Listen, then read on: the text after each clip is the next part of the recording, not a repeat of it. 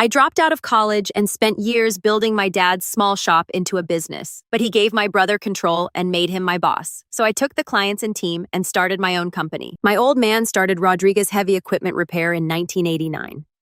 Back when a handshake meant something and your reputation was the only marketing you needed. 36 years of crawling under excavators, rebuilding transmissions, and keeping construction companies running. I, 32 male, grew up in that shop, started at 11 sweeping floors and organizing bolts. By 14, I could diagnose a failing hydraulic pump by sound alone. Spent every summer and weekend there while my older brother Drew was off doing whatever golden children do. Soccer camps, SAT prep, networking events, apparently. Drew's 38, now 6 years older than me. Always been mom and dad's pride and joy. The one who made it out, got his finance degree from a decent university, landed a job at some investment firm downtown.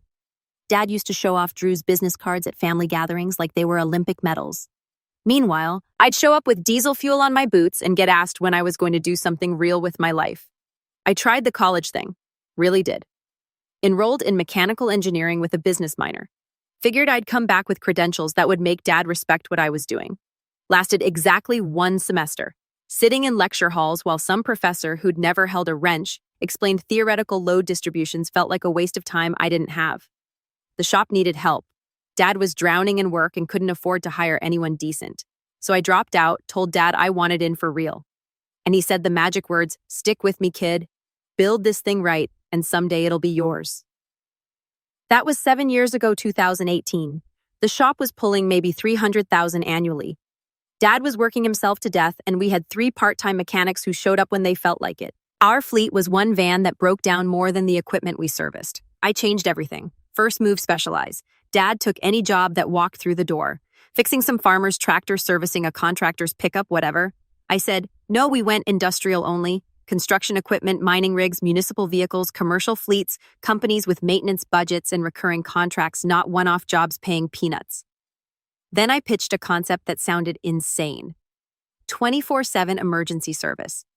Every other shop in the area closed at 5, but construction companies need their loaders running at 6 a.m. Mines operate around the clock. Logistics companies can't afford downtime. So we started offering after-hours emergency repairs at premium rates. Double for nights, triple for holidays. Suddenly, every site foreman in 3 counties had my cell number. Within 18 months, we went from 1 van to 8. From 3 unreliable guys to 20 solid mechanics.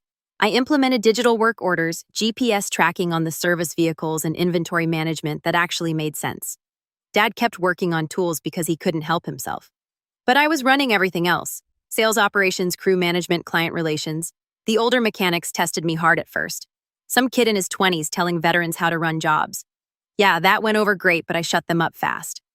By year 4, we hit 40 employees and 12 service trucks. Revenue jumped from $300,000 to $4.2 million. By year 6, we were pushing $8 million annually with 53 employees and 18 vehicles. $8 million. Dad and I were both drawing $160,000 salaries, more than double what he'd made before. But we weren't exactly rich. Most profit got reinvested, but we were building something real. Our client retention rate was 94%. When companies needed emergency service, they called us first. The crew respected me because I never asked them to do anything I wouldn't do myself. I taught most of them advanced hydraulics diagnostics. Drew, meanwhile, was living his best life downtown. Nice condo, nice car, nice suits. He'd visit maybe twice a year, usually around holidays, always making these subtle comments about how I should have finished my education or developed some professional ambition. Professional ambition, right? Like turning a struggling $300,000 operation into an $8 million company, while he shuffled Excel sheets wasn't ambitious enough. My girlfriend Jen, now fiancé, but we'll get there, actually understood what I did. When I'd come home at midnight smelling like hydraulic fluid, she'd just laugh and throw my clothes straight in the wash. Her dad ran a plumbing company, so she got it. She respected the work. Mom and Dad, they hated her from day one. She's not refined enough, Mom said once. Translation. Jen grew up working class, didn't do the whole pageant smile thing, and wasn't impressed by Dad's stories about the family legacy. At family dinners, Mom would ask pointed questions about Jen's career trajectory and whether she'd be continuing to work after marriage. Dad barely acknowledged her existence. What they really wanted was for Drew to give them grandchildren, Mom dropped hints constantly, showed Drew pictures of his friends' kids, talked about how nice it would be to have little ones around before they got too old. Then came Dad's 67th birthday dinner 3 months ago. That's when everything went sideways.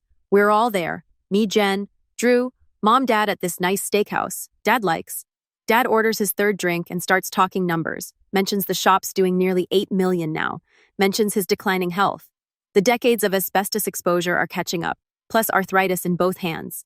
Drew perks up like a hunting dog catching scent. $8 million. Seriously, gross revenue, I clarify. Margins aren't huge after costs, but Drew's already doing math in his head. I can see it. And Dad's got this look like he's about to announce something big. I've been thinking about succession, Dad says. About legacy, about family. Here we go. Drew, I know you've done well in finance, built yourself a good career, but I was hoping you might consider coming home, working with your brother, building this business together. Drew actually laughs. Dad, I appreciate the thought, but I make $180,000 a year managing portfolios. I'm not exactly looking to get my hands dirty. You wouldn't have to, Dad says, leaning forward. That's what your brother does. I'm talking about bringing real business strategy to the operation, proper financial management, growth planning. And just like that, I see where this is heading. We could professionalize the whole operation, Drew continues, warming to the idea now. Bring in systems, processes, scale it properly. With my financial background and management experience, the business has scaled just fine. I interrupt. We went from 300,000 to 8 million in 7 years. That's impressive, Drew says with that condescending smile he does. But there's a difference between working hard and working smart. Dad built a great foundation, but without proper business framework, I implemented the framework. Every system we use, every process, every client contract, I built that. Mom jumps in. Drew has education, sweetheart. He understands corporate strategy in ways you couldn't possibly because I dropped out. Awkward silence. Jen squeezes my hand under the table. Dad's looking excited. Mom's looking smug. Drew's looking like he just discovered a $20 bill in his pocket. Let's talk more about this, Dad says. I think having both my sons working together could be something special, a real family business.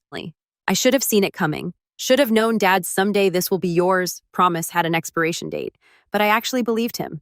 I'd earned it. I'd built it. That had to count for something. Turns out blood counts more, and Drew's blood apparently came with a business degree, which made it premium vintage. The call started the next day. Dad wanting to explore the opportunity. Drew sending me articles about family business succession planning. Mom talking about how wonderful it would be to have both sons working together, how it was Dad's dream come true. Nobody asked what I wanted. Nobody mentioned that I'd spent 7 years building this empire while Drew collected paychecks somewhere else. But hey, family's family, right? 2 weeks later, Dad called a formal meeting with lawyers. That's when I knew I was screwed. Dad's estate attorney sat behind a mahogany desk with documents stacked like artillery shells. I walked in expecting a conversation about eventually buying Dad out, maybe discussing partnership terms. What I got was a corporate execution disguised as a family reunion. Dad started with the softening up routine. Talked about legacy, about keeping the business in the family, about his dream of seeing his sons work together. Drew sat there in his Brooks Brothers suit, looking like he was attending a board meeting at Goldman Sachs instead of discussing a diesel repair shop. Then the attorney slid paperwork across the desk. The proposal: Dad would transition ownership over the next 12 months. Final split 45% to Drew, 45% to me, 10% retained by Dad as advisory shares. Drew would come on as CEO at $210,000 annually. I'd be COO, Chief Operating Officer, which sounds important, until you realize it means doing all the actual work while someone else gets credit. This structure provides optimal management efficiency, the attorney explained in that bloodless voice. Drew's financial expertise combined with your operational knowledge creates complementary leadership. Complementary like I was the sidekick in my own story. Drew will handle strategic planning, financial management, and business development. Dad continued. You'll manage the day-to-day operations, crew oversight, the technical side. So I do what I've been doing? I said slowly. And Drew does. What exactly? Executive leadership, Drew said. Setting direction, building frameworks, managing growth strategy. The things that require MBA-level thinking. MBA-level thinking about a business he'd never worked in, serving clients he'd never met, in an industry he didn't understand. I've already drafted a 5-year growth plan, Drew added, pulling out his own document. Standardization of service protocols, expansion into 3 additional markets, implementation of Six Sigma quality management. Six Sigma, we fix excavators, not manufacture semiconductors. That attitude is exactly why we need professional management. Drew smiled like he was explaining arithmetic to a child. Dad built something great here, and you've done solid work maintaining it, but to really scale, I scaled it from 300,000 to 8 million. That was me. Using Dad's foundation, Mom interjected. She'd been quiet until now, lurking in the corner like a spider. You had every advantage. His reputation, his client base, his facilities. Drew's building his success from scratch in a competitive industry. From scratch in a competitive industry, as if I'd inherited a thriving empire instead of a struggling shop that barely covered rent. What happens if I say no? I asked. The room went cold. Dad looked uncomfortable. Drew looked annoyed. The attorney looked like this wasn't his first succession fight. Then I sell to a third party, Dad said quietly. I'm 67, son. My lungs are shot. Arthritis is getting worse. I need to transition this business before I can't anymore. Either it stays in the family or it doesn't. Family means both sons, Mom added, not just one. There it was, the ultimatum wrapped in emotional manipulation. Accept Drew as my boss, or watch Dad sell the business I'd built to strangers and the salary split. I asked the attorney, why does Drew get the same as me when I've been here 7 years and he's been here 7 minutes? Executive positions command commensurate compensation. The attorney said CEO and COO roles traditionally align in similarly sized operations. Plus, Drew added, leaning back in his chair, I'm taking a pay cut from my current position. Leaving 180,000 to come make 210,000 is barely an upgrade when you factor in career risk. Career risk, coming to run a business that was already successful. Career risk. I wanted to flip the table. Instead, I nodded, smiled, asked a few clarifying questions, told them I needed time to think. Don't take too long, Dad said as I stood to leave. I'd like this resolved before the holidays. Walking out, I called Jen. We need to talk. How bad, nuclear? Next morning, I called Dad. I've thought about it. Let's move forward with the plan. Dad sounded relieved, excited even. That's wonderful, son. Drew is already putting together onboarding materials. He's very thorough. I'm sure he is. Oh, and one more thing. Drew mentioned it might be good if you dressed more professionally when he starts. Business casual at minimum. First impressions matter when we're building this new structure. Business casual. At a diesel repair shop, where I spent half my time under vehicles. Business casual. So I'd look executive before.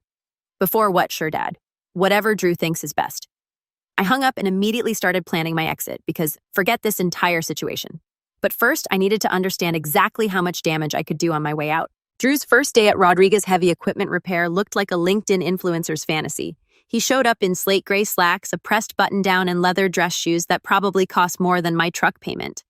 To a shop where we service mining equipment, where the concept of staying clean is a cruel joke the universe plays on mechanics. Dad gave him the full tour, introducing him to every crew member like he was presenting the crown prince to his subjects. This is my son, Drew. He'll be helping us take the company to the next level.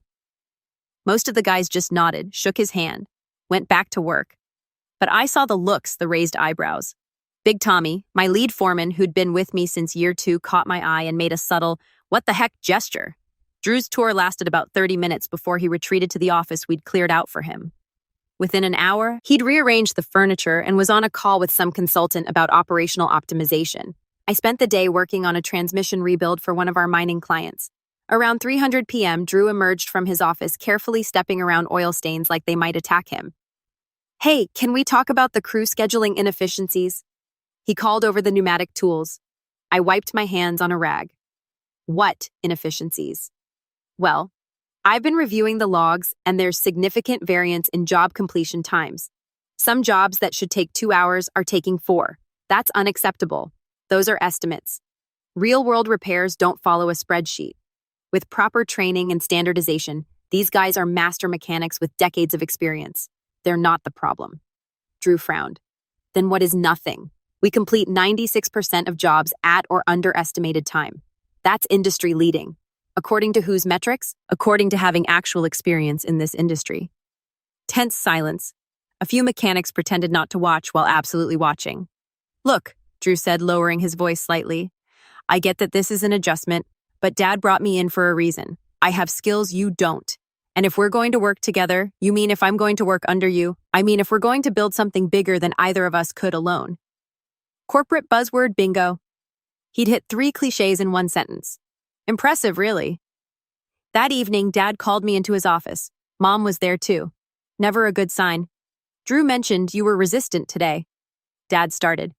I answered his questions, with an attitude Mom added. He's trying to help. The least you could do is show some respect. Respect. For a guy who'd worked exactly 0 days in this industry, who couldn't diagnose a blown head gasket if his life depended on it, who was being handed co-ownership of a business he'd contributed nothing to building. I'm trying to adjust, I said carefully. It's a big change. Speaking of change, Mom continued, Dad and I have been talking. Now that Drew is coming back and building his life here, we're hoping he'll settle down, start a family. Here we go. That's great, I said neutrally. We think it's time for grandchildren before we're too old to enjoy them, she paused. Drew's at a good place in life for that. Stable, mature, ready to be a father. The implication hung there like hydraulic smoke. Drew was the suitable parent. Drew would provide the acceptable grandchildren. I was the perpetual screw-up with the unrefined girlfriend who wore jeans to family dinner. Jen and I are engaged. I said we're thinking of setting a date. Mom's face did something complicated. That's your choice. We just think Drew's path might be more aligned with what this family needs right now. This family needs grandkids through the right son. Got it. Don't be dramatic. Dad said, your mother's just expressing that Drew's in a more stable position because he didn't waste his life in a shop. I finished. Yeah, I understand perfectly. I left before saying something I'd regret or something I wouldn't regret, which was more likely. The next 3 weeks were a masterclass in corporate colonization.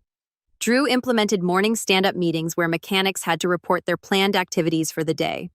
He introduced a process improvement submission system that nobody used. He hired a business consultant at $15,000 for a 3-month contract to assess our operational efficiency. The crew was miserable. Tommy came to me at the end of week 2. Boss. He said they all called me boss, not Drew. What the heck is happening? Half the guys are looking for other jobs. This corporate nonsense doesn't work in our business. I know.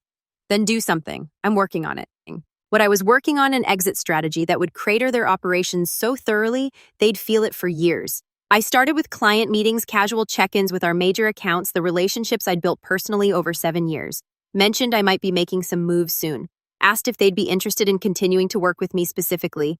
8 out of 10 said yes immediately. These weren't Dad's clients, they were mine. Then I approached the crew individually, carefully starting with the guys I trusted most. Asked if they'd be interested in jumping ship if I started something new. 12 mechanics said yes within a week, the best ones. The guys who could handle complex hydraulics, electrical diagnostics, the skilled work that separated great shops from mediocre ones. Found a warehouse space 3 meters away, smaller than our current facility, but enough to start. Used most of my savings plus a $150,000 loan from Jen's dad, who understood the situation better than my own parents, to lease the space and buy basic equipment. The whole time I smiled, nodded, went along with Drew's idiotic initiatives, wore the business casual clothes Dad requested, played the obedient little brother role. 3 weeks later, I was ready. Everything lined up. Client secured, crew committed, space, leased equipment purchased. Time to introduce Drew to the concept of consequences. I picked a Monday morning for maximum impact. Drew had scheduled one of his ridiculous strategic planning sessions for 900 a.m., which meant the whole crew would be there watching him prat on about synergies or whatever. I arrived at 7 earlier than usual. Dad was already there. Old habits die hard, working on something in Bay 3. Morning. I said, morning, son. Coffee's fresh. Actually, I need to talk to you about something. We went to his office. I had a folder with me, my resignation letter, copies of my new business registration, the lease agreement for my warehouse, and a list of the clients who'd committed to moving with me. Professional, clean, undeniable. I'm leaving, I said, starting my own shop. Most of your major clients are coming with me along with 12 of our best mechanics. Here's my formal notice. Dad just stared at the documents like they were written in a foreign language. You're what, leaving? I'm not going to spend the next 30 years playing second fiddle to someone who doesn't know a hydraulic pump from a hole in the ground. These clients, Dad's voice went hollow. That's Morrison Construction, Bridgeport, Patterson Mining. These are our biggest. They're my clients, Dad. I built those relationships. They trust me, not the company name. And they've agreed to move their business to my new operation. This is theft. It's competition. You wanted Drew to bring professional business practices. Well, here's one. Non-compete clauses. You never had me sign one, neither did the mechanics. So legally, ethically, I'm in the clear. Dad's face went red. After everything I did for you, you gave me a job. I turned it into an empire. There's a difference. I was going to give you half. You were going to give me 45%, same as the guy who showed up last month with zero experience, and you were going to make him my boss. That's not a gift. That's an insult. The door opened. Drew walked in, saw the document spread across Dad's desk, and his expression went from confused to furious in about 2 seconds. "What's this? Your brother's betraying us," Dad said. "I'm competing with you." Again, there's a difference. Drew snatched up my client list. "You can't just steal our accounts. Watch me. I built those relationships over 7 years while you were moving money around in spreadsheets. They're coming with me because they value competence. This is sabotage. We'll sue you for what? Starting a business in an industry I know. You'd lose and you know it. No non-compete, no confidentiality agreements, no proprietary trade secrets. Dad never believed in that corporate nonsense. Remember, Drew looked at Dad like he just realized his father was an idiot. You didn't have him sign a non-compete." "I trusted him," Dad said quietly. "Yeah. Well, trust doesn't mean much when he's stealing our business," Drew shot back. "I'm not stealing anything. I'm taking what's mine." By now, other mechanics were arriving for the morning shift. Tommy poked his head in, saw the situation, and gave me a slight nod. I walked out of the office and addressed the crew, 12 guys who'd been with me for years, who knew this moment was coming. "Morning, everyone. Quick announcement. I'm leaving to start my own operation. For those of you who've already committed to joining me, we start at the new facility Wednesday morning. For everyone else, no hard feelings. You're good mechanics, and I respect whatever choice you make." Dead silence. Then Tommy spoke up. "What's the address, boss?" I gave it. 11 other mechanics pulled out their phones and typed it in. Drew burst out of the office. "You can't do this. You're destroying the business." Mom appeared. She'd been in the back office somewhere, probably listening to the whole thing. Her face was cold fury. "You ungrateful little careful mom. Wouldn't want to say something you can't take back. After everything we gave you, everything we sacrificed, this is about that girl, isn't it?" Mom's voice dropped to a smear. "She's been in your ear telling you deserve more. Jen's the only person who actually supported what I built." "Unlike my family, she's not family," Mom said. "And she never will be. We wanted Drew to give us grandchildren because at least we know they'd be raised right." There it was. Everything they'd been implying for months finally said out loud. I was the expendable son with the wrong girlfriend, and Drew was the golden child who'd provide acceptable heirs. "Well, enjoy Drew's hypothetical grandkids," I said. "I'll enjoy my actual business." I walked out. Tommy and the others followed. We loaded our personal tools into trucks and left without another word. As I drove away, I looked in the rearview mirror. Drew was standing in the parking lot, suit already dirty from who knows what, looking like a man who just realized his executive position came with actual work attached. Dad stood in the doorway of the shop, looking 10 years older than he had that morning. Mom was on her phone, probably calling relatives to complain about my betrayal. And me, I felt lighter than I had in months. The weight of expectation, of family obligation, of playing the grateful little brother, all of it gone. Time to build something real, something mine, something they couldn't take away, because they decided the wrong son deserved it. Rodriguez Heavy Equipment Repair opened for business. Wednesday at 600 a.m. 4 service bays, 12 mechanics, enough equipment to handle our initial client load, and 0 corporate nonsense. By noon, we'd completed 4 jobs. By the end of week 1, we were booked solid for 3 weeks out. Morrison Construction transferred their entire fleet maintenance contract worth $1.8 million annually on day 3. Bridgeport followed. Patterson Mining called personally to confirm they were moving all their business over. Turns out when you build real relationships, clients follow the person, not the company name. Who knew? The crew worked their tails off, but they were smiling. I paid them 18% more than the old shop, gave them better schedules, and treated them like the skilled professionals they were instead of cogs in some corporate machine. Within 3 weeks, I hired 4 more mechanics. Within 6 weeks, we'd leased additional space in the building next door and expanded to 6 bays. The loan from Jen's dad was for $150,000 over 3 years, but at our current growth rate, I'd have it paid back in 14 months. Meanwhile, the old shop was hemorrhaging. I heard through industry contacts that they'd lost 3 more mechanics in the first month. Guys who weren't thrilled about Drew's process improvement initiatives or his habit of explaining their own jobs to them. My phone exploded with calls from my family. Dad called 53 times in the first week. Mom left voicemails ranging from angry to guilt-trippy to borderline hysterical. Drew sent emails with subject lines like legal consequences and theft of proprietary information that his lawyer probably told him not to send. I ignored all of them because I was too busy building something that actually worked. Jen and I set a wedding date. Next summer's small ceremony, just close friends and her family. My family wasn't invited. That conversation with Mom about being raised right had burned whatever bridge was left. 3 months in, we hit $420,000 in monthly revenue, hired 6 more mechanics, upgraded our equipment, implemented a trainee program for younger guys wanting to learn the trade. The business I'd envisioned based on skill respect and actually giving a darn about the work was becoming real. Around month 4, I got a voicemail from Drew. His voice sounded different, tired, defeated. "We need to talk. Please, it's urgent." I deleted it. 2 days later, another voicemail, this time from Dad, and he sounded worse than I'd ever heard him. "Son, please call me back. We made mistakes. We need help." I almost called back. Almost. But then I remembered everyone's replaceable. That's what Drew said. You had advantages. Dad said she'll never be family. Mom said, so I let the voicemail sit there unplayed while I got back to work. A month 5 sec, my cousin Alex called. "Dude, your dad's shop is dying. They're down to maybe 20 employees, lost most of their major clients."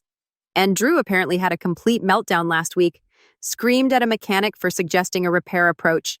And the guy just walked out. Sounds like optimal operational efficiency to me. Your dad's asking about you, wants to know if you'd consider talking about what coming back being the savior after they tried to screw me. I don't think that's what he wants. I think he's just realizing how badly he messed up. Little late for that. That's when Alex called again at 2 a.m. "Your dad collapsed at the shop," Alex said without preamble. "He's at Memorial Hospital. It's bad." I was out of bed before I'd fully processed the words. Jen grabbed her keys without asking questions. 20 minutes later, we were in the ER waiting room. Mom was there looking like she'd aged 10 years and 6 months. When she saw me, her face crumpled. Not the manipulative tears from before. These were real. "They think it's a heart attack," she said, combined with the asbestosis complications. "He's in surgery now. Where's Drew?" Her face hardened. "I called him 4 hours ago. He said he'd come, but nothing." We waited. Finally, a doctor emerged. "Mr. Rodriguez is stable, but barely. The heart attack was severe. Combined with his existing lung damage, we're looking at extensive care requirements. He'll need monitoring medication, potentially home oxygen. The cost will be significant." "How significant?" Mom asked. "Initial hospitalization will run about $180,000. Ongoing treatment could be $5,000 to $10,000 monthly, depending on complications." Mom went pale. "We don't have that. The business is failing. We already sold the house to cover debts." The doctor looked sympathetic but firm. "We can discuss payment plans. He'll need surgery within the week. A cardiac procedure, that's another $90,000 minimum. Without it, his survival odds drop significantly." "I'll cover the medical bills," I said. "All of them." Mom's head snapped up. "What, you heard me. Dad's medical care. I'll pay for it, but I have conditions." "Anything," she whispered. "First, this is for Dad's medical bills. Nothing else. Not the house, not the business, not Drew's problems. Second, I set up the accounts directly with the hospital and pharmacy. You don't see a dime of cash. Dad survived the surgery. Came out of recovery looking like death rewarmed. Tubes everywhere, barely conscious. When he saw me, tears leaked from his eyes. "You came," he whispered, "for your health. That's it. I'm sorry. So sorry. You were right about everything." So, Yeah, I was. Drew finally showed up 3 days later when Dad was stable, walked into the hospital room like he'd been there all along. "How is he alive?" I said. "No thanks to you. Where were you?" "I had work commitments. I couldn't just drop everything. Dad almost died and you had work commitments." "Got it!" Mom's voice was ice. "Your brother has been here every day paying for everything, and you couldn't bother to show up for 3 days. Drew looked uncomfortable. "I'm here now. That's what matters." "Actually, it doesn't." I said, "Per the arrangement, you contribute to Dad's care, or you don't get to play concerned son. What's your contribution?" "I don't have that kind of money right now." "Then get out." Drew left. Mom didn't stop him. That's when I knew something had shifted. Over the next 2 weeks, I paid $287,000 for Dad's care, set up automated payments for his medications, $4,800 monthly arranged home oxygen, physical therapy, cardiac monitoring, everything through accounts I controlled directly. Drew called once demanding I stop poisoning Mom against him. I hung up. He tried showing up at my shop. Tommy and two other mechanics escorted him off the property with a clear message. Come back, deal with cops. Dad stabilized over the following months. I kept paying his medical bills, kept my word on that, but the boundaries held firm. No family gatherings, no. We should talk conversations, just automated payments to keep him alive and nothing more. My business kept growing, hit $750,000 monthly revenue by month 9, landed 3 major mining contracts and a municipal maintenance deal worth $2.3 million annually. Employed 42 people, ran 20 service vehicles, and had a waiting list of companies wanting our services. Jen and I moved the wedding up when we found out she was pregnant, married her in her parents' backyard on a perfect October afternoon. Small ceremony, maybe 50 people, all of them actual friends or family that mattered. Her dad gave a toast about integrity, about men who understand responsibility and follow through. Drew's spiral continued. Heard through Alex that he'd moved back home with our parents into their small rental. Took a job at some regional firm making barely $70,000. His LinkedIn profile stopped getting updates. The guy who was supposed to bring MBA-level thinking to a diesel shop was delivering pizzas on weekends to cover rent. Some lessons cost more than others. Our daughter was born on a freezing January morning. 7B, healthy, perfect.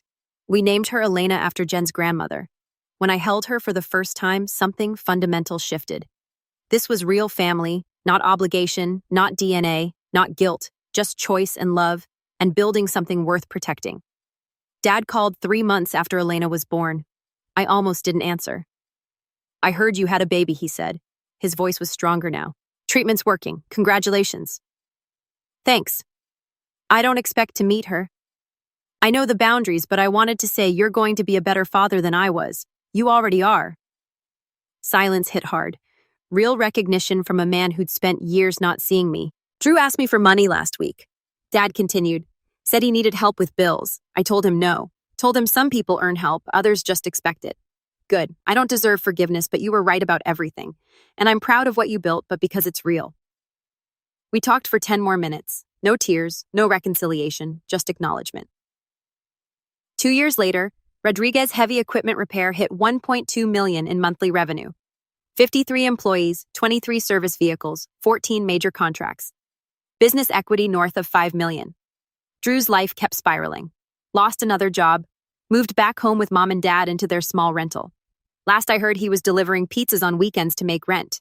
The guy who was supposed to professionalize a diesel shop couldn't professionalize his own life. Some lessons cost everything. Elena turned 2. Smart kid, loved the shop, loved watching mechanics work. Jen was pregnant again, a boy. We'd named him Daniel after her grandfather. Real family built on choice and love, not obligation. Mom sends birthday cards, never pushes boundaries, never asks to visit, just acknowledges from a distance that she lost something irreplaceable. When I look at Elena, at Jen, at the crew who believed in me from day one, and I know respect is earned, actions have consequences, and walking away from people who don't value you isn't cruelty. It's self-preservation. The shop opens at 6:00 a.m.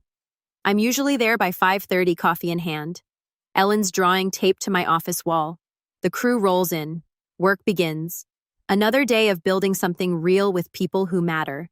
That's the legacy Dad never understood. It's not about passing down a business. It's about teaching your kids their worth isn't negotiable. Their boundaries aren't suggestions. And family is who shows up. Elena will learn that. Daniel, too.